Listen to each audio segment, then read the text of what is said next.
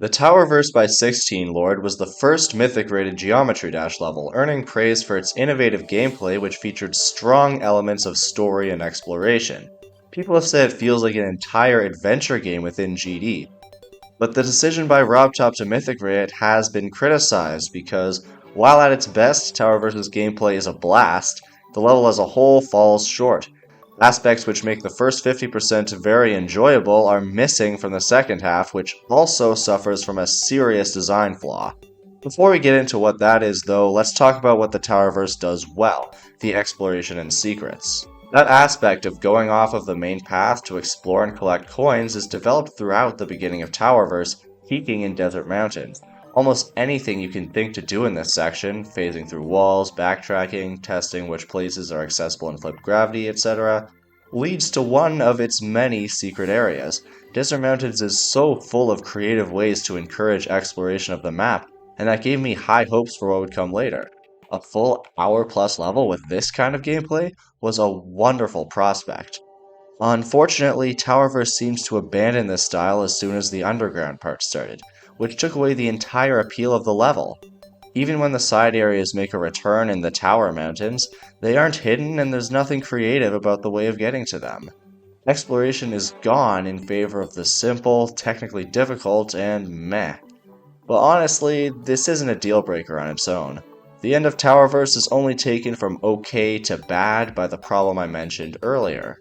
The problem first rears its head near the end of Blue Moon before it becomes a major detriment later on. Here you can see a screen of challenging gameplay. It'll probably take a few attempts to get through it, not a big deal. But what if I told you that instead of respawning here after dying, you instead respawn here, meaning you have to go through the entire process of exploring this secret area at the start of every single attempt.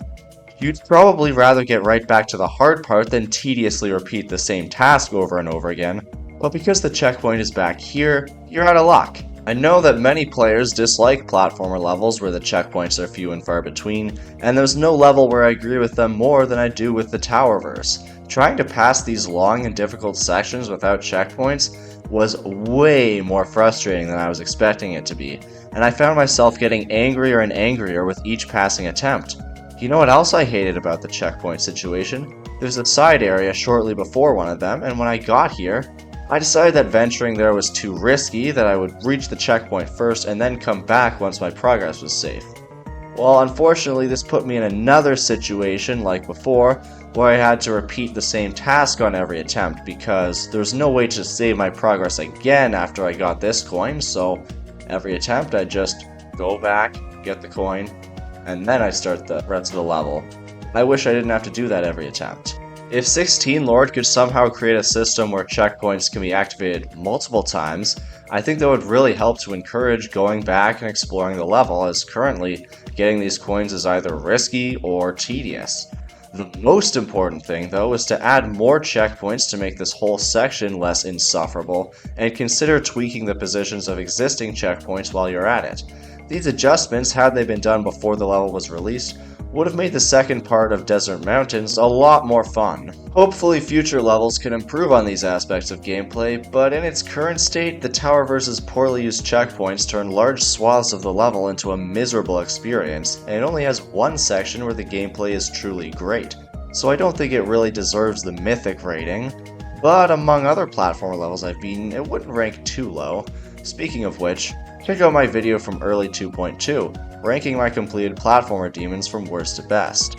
Unfortunately, it does not include the Towerverse, but what are you gonna do?